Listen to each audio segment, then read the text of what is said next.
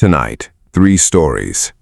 A couple checks into an Airbnb and finds a camera hidden inside a charging block on the nightstand after they have already been there for 3 days.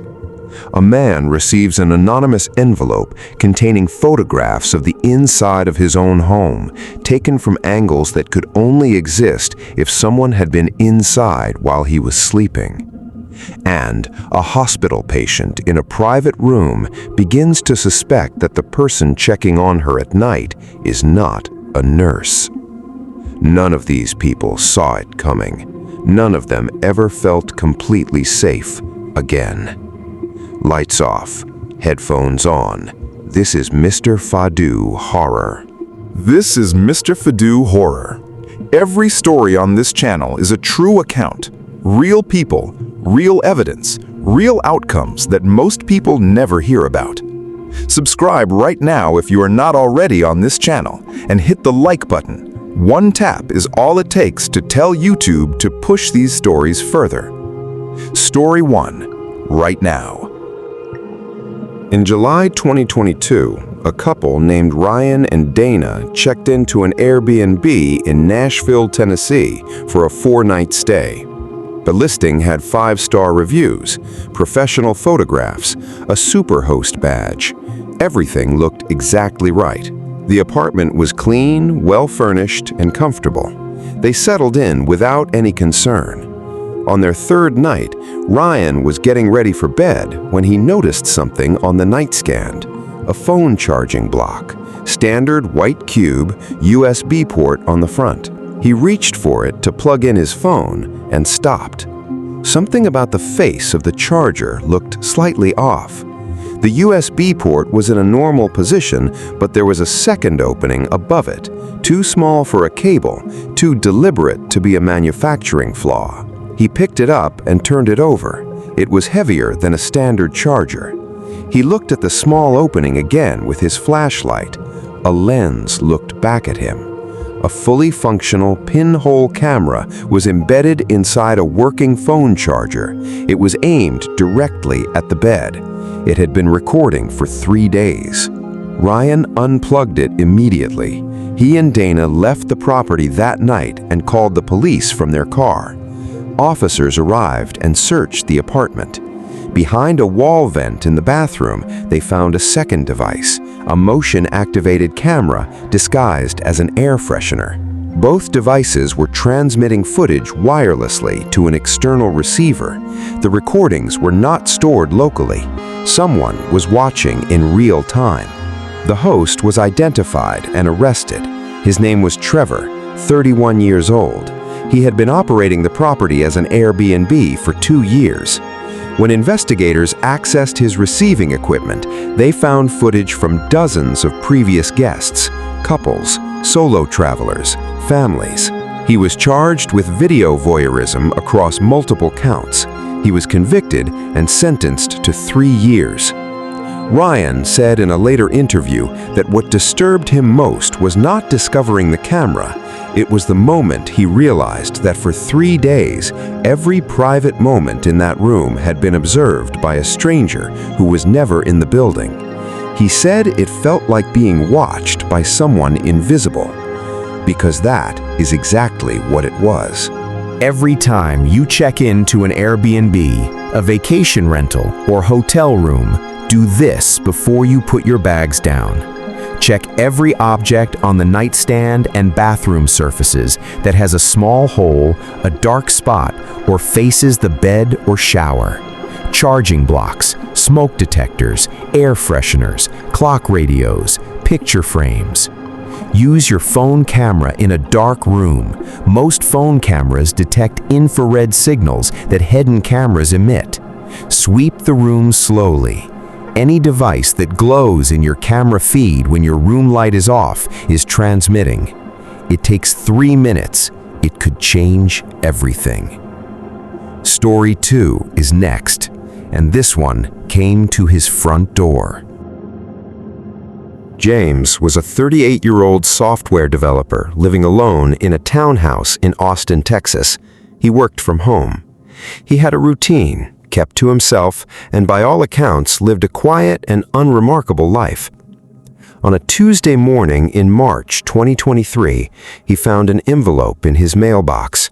No return address, his name and address printed on a label. Standard white envelope, letter-sized. Inside were 6 photographs, printed on standard photo paper, no note, no writing of any kind, just the photographs. Every single one was taken inside his home. The first showed his living room from the direction of the hallway, the angle you would have if you were standing near the bottom of the stairs looking in. His couch, his television, his coffee table, everything exactly as he had left it. The second showed his kitchen from the far corner near the back door, his dishes in the rack, his coffee maker, the calendar on the wall with his dentist appointment circled in pen. The third showed his home office, his desk, his monitors, the sticky notes on his wall, the framed photograph of his mother beside the monitor. The 4th, 5th, and 6th photographs were taken in his bedroom. James sat at his kitchen table and looked at those photographs for a long time. He called the police. Investigators determined from the angle and quality of the photographs that they had been taken with a professional camera, not a phone. The images were sharp, deliberate, and composed, not surveillance snapshots, but careful, patient photographs taken by someone who was not in a hurry. Forensic analysis of the photographs found no fingerprints on the paper or the envelope. The envelope had been sealed with a wet sponge, not a tongue. No DNA. Whoever sent them planned this carefully. The photographs were dated by investigators using the content, the calendar on the kitchen wall, the receipt visible on the counter in one image, to a 4-day window approximately 2 weeks before the envelope arrived. James had been at home during that entire period, working, living normally. He had heard nothing, seen nothing, noticed nothing unusual. All entry points to his townhouse were examined, no signs of forced entry on any door or window, but the back door lock, a standard builder-grade deadbolt, showed microscopic scoring consistent with pick tools. Someone had been inside his home while he was there, photographed every room, printed those photographs, and mailed them to him. James moved out within 2 weeks. He has not lived alone since. No arrest has ever been made. The case remains open. Investigators have described it as one of the most deliberate intimidation cases they have encountered, not because of violence, but because of the message it sent. The message was simple and total. I was inside your home. I know your life, and I want you to know that I know. Before Story 3, I want you to think about something. In both stories so far, the violation happened in a place that was supposed to be completely private. A rental someone vetted carefully. A home someone had lived in for years without incident. Both times, the person had no idea, no feeling, no warning. Story 3 is different, because in Story 3, the person had the feeling from the very beginning. She knew something was wrong. She told people. Nobody believed her, and she was right. This is the one that will stay with you longest. Stay with me.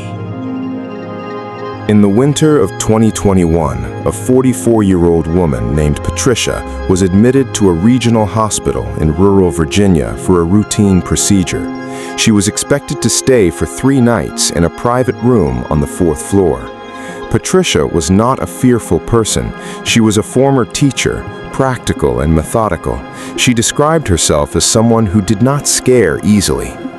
On her first night, a staff member came into her room at around 2 in the morning. Patricia was a light sleeper. She awoke immediately. The figure stood near the foot of her bed. They did not speak. They did not check her chart or her IV. They stood there in the dim room for approximately 30 seconds, then left. Patricia assumed it was a routine check. She went back to sleep. The second night, it happened again. Same time, same figure, same silence, same 30 seconds. This time, Patricia kept her eyes open and watched. The figure was wearing scrubs. They stood at the foot of the bed and appeared to be looking at her. Not at her chart, not at her equipment, at her.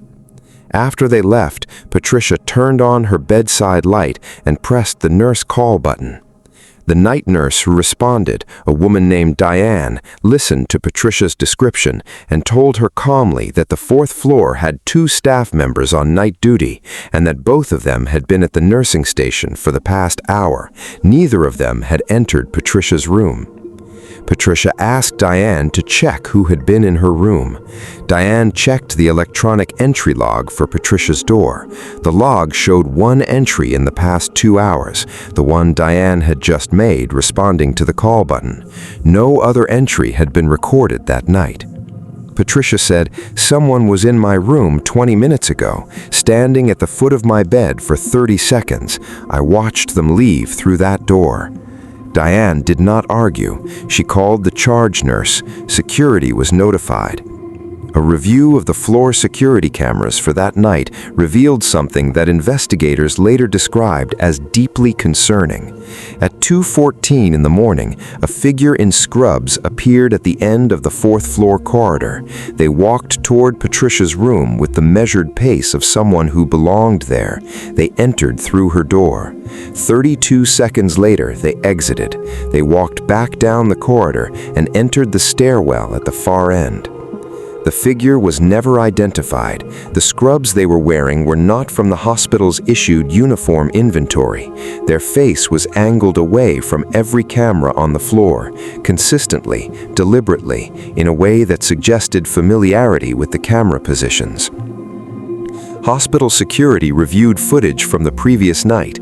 The same figure, same time, same route, same 30 seconds in Patricia's room. A review of the preceding week's footage, Patricia had been on that floor for 3 nights, showed the figure had entered her room every single night of her stay. An investigation was launched. The figure was never identified. No arrest was ever made. The hospital implemented new access protocols following the incident. Patricia was discharged the following morning, 1 day early at her own request. She was asked by investigators if she could think of any reason why someone would target her specifically. She said no. She had no enemies, no disputes, no one she could think of who wished her harm.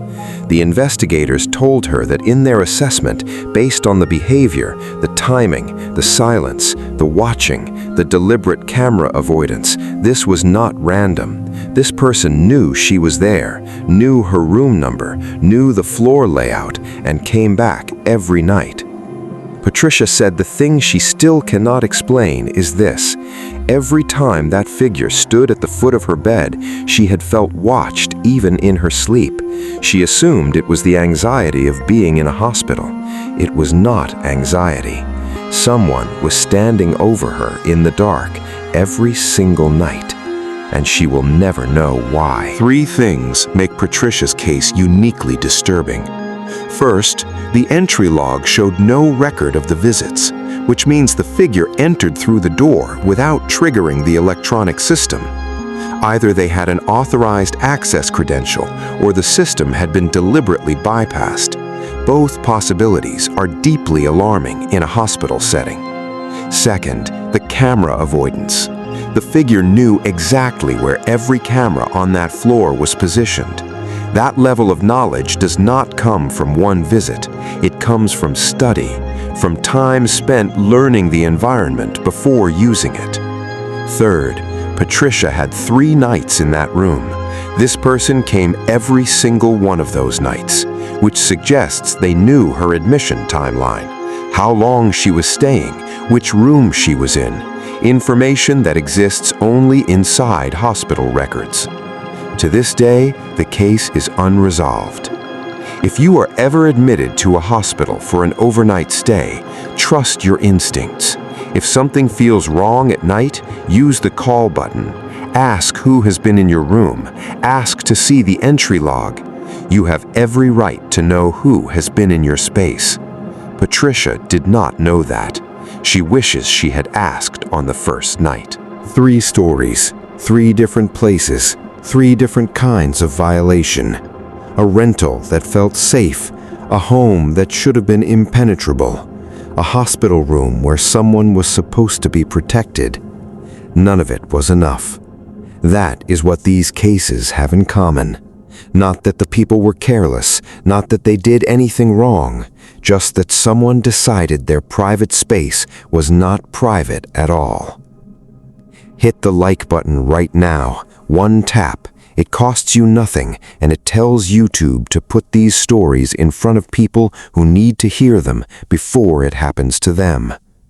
Subscribe to Mr. Fadoo Horror if you are not already. New stories every single week, true accounts, real evidence, the kind that change how you see the world around you. Drop a comment. Which story tonight got to you the most? The charger, the envelope, or the night rounds? Tell me below. I read every single reply on this channel. I have another compilation right here. 3 more stories waiting for you. Watch that next. I will see you there.